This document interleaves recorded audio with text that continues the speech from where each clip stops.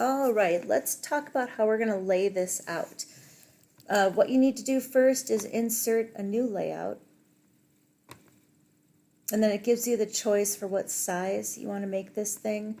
You might want to have an idea of what you want to do beforehand. For an example, I just kind of drafted this up in PowerPoint really quick, but you have to make 6 maps. Each one needs to have a description of what kind of symbology it is, whether it's graduated symbol or standard deviation or whatever it is. Each one's going to have its own legend because the classes are going to be different and the values in here are going to be different, and that's an important thing to compare. And then I want you to include the histogram as well. So you need to have room for all this stuff, and you need to figure out how big you want your maps to be, or how much detail do you want to show. So this is going to take some finagling. So here's our pro. We insert a new legend. A new layout. I'm going to go with the this letter size, but know that down here you can customize the page size. Okay, then the most important thing that you need to know is that you need to have a different map for each one of your map frames. So, for example, you've got life expectancy here symbolized this way. If you stick this in your layout by inserting a map frame, we can say we want to choose this map, and we're going to draw our space for it.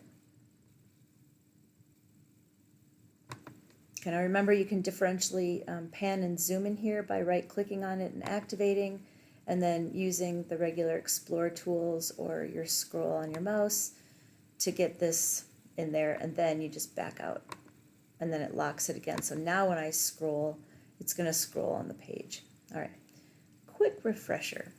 So now if you were to go back here and change this to something completely different, like try one of your other symbologies, and just for kicks, we'll give it this color ramp. Why not? And then we head back over to our layout because now we want to insert, and oh no, we messed up our symbology. So it turns out you can't do that, not to the same layer. So what you're going to need to do is create a map. We can call this one Jenks. And we're going to symbolize it using Jenks. And if you didn't catch this, what I did here is I took my counties over that world topographic base map, and then you can see that in here. I took this base map, but then I turned off the kind of graphic detail part and just left the hillshade. Then with this guy selected, I went up to the feature layer and blended it. This in the older version of ARC used to be called appearance. Now they call it feature layer. Thanks, Esri. And I just hit multiply because I wanted it to be darker so that it's kind of pulling the base map hillshade through without having to use transparency. Okay, you don't have to do that. You can do whatever you want. All right, so we're going to insert a new map, and it's blank, but we're going to call this one, for example, standard deviation.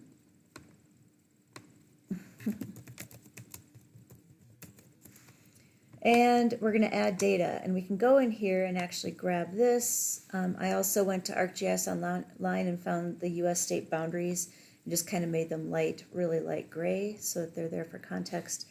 But I can take these guys, I don't need that guy, and right click to copy. And when I go over to my new map, I'm going to right click on the map name and paste. All right, so that brings it in. Now I can give this its own symbology.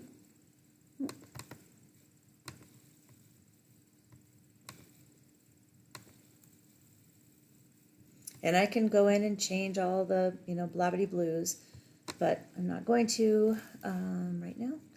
And I can go back to my layout and insert map frame. Now I want to choose my standard deviation map.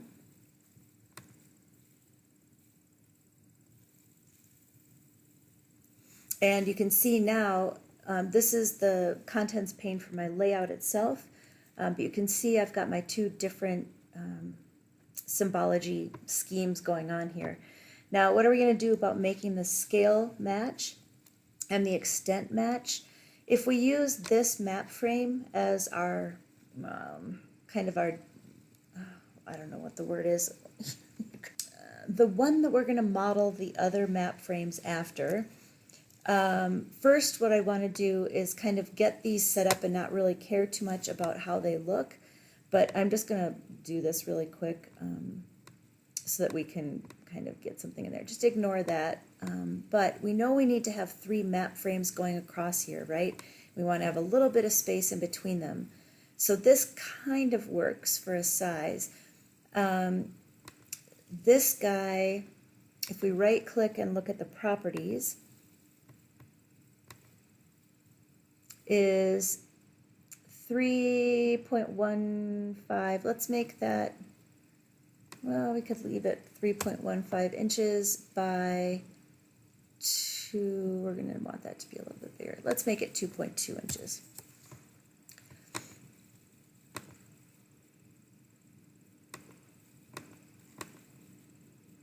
And then we want to do the same thing here. So what did I just say? That was 3.15. So 3.15 and 2.2.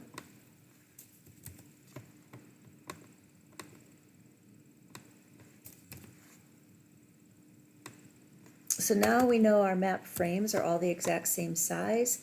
So it's going to work a lot better when we make the scale and extent match. Okay, so this map here, sorry that this is kind of off. Come on. Okay. This map is called Jenks, if you'll recall. So we're going to right-click on this guy, activate it and right-click it, and go into the properties. And we didn't give this one a name. We're calling it Map Frame 1. And what we're going to do is use this button here to constrain the display. We want to link the map frame center and the scale, but we want to link it to,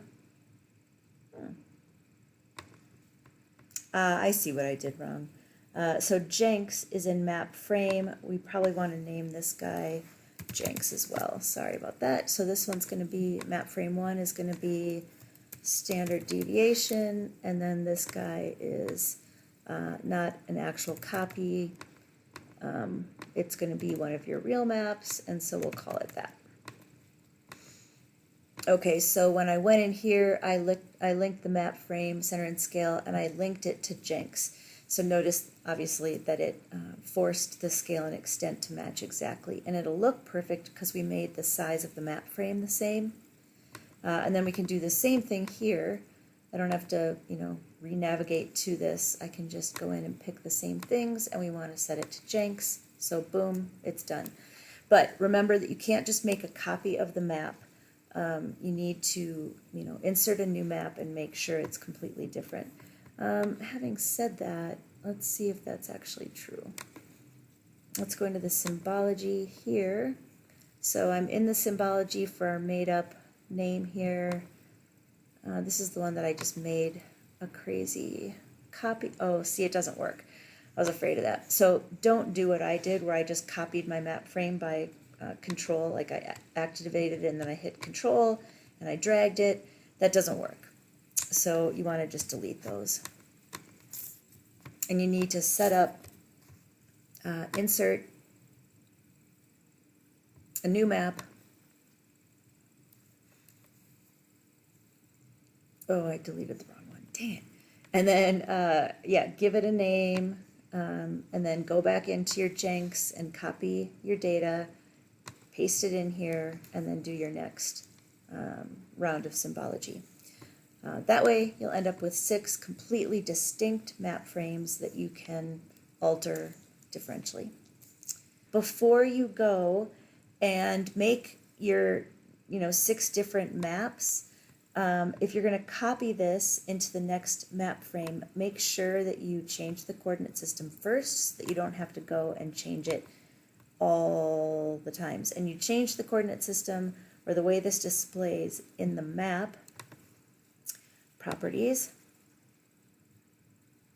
And remember, that was called Jenks before ARC crashed on me. So going into the coordinate system tab, you can try searching like conformal conic, because that's something that preserves shape. We want a projection. We want North America. It's kind of trying to lead us there. And I really like the U.S. contiguous because I'm kind of going to focus my map on the lower 48. Hopefully you'll see that it bends it and gives it a slightly nicer shape. So here's our prettier version of the lower 48. And I think now that's truly all I wanted to walk through with you guys. Oh, basemap credits. I would recommend not using a basemap. There really isn't any need to have one. We certainly don't need a big label like Canada sitting right at the top of the map. If you do decide to use a basemap, you need to make sure you take these off. The page once needs to have data credits added, but to get rid of these service layer credits so that you're not having to compose around them, you go to dynamic text. This is in the insert tab, and then it's about halfway down. Service layer credits is here.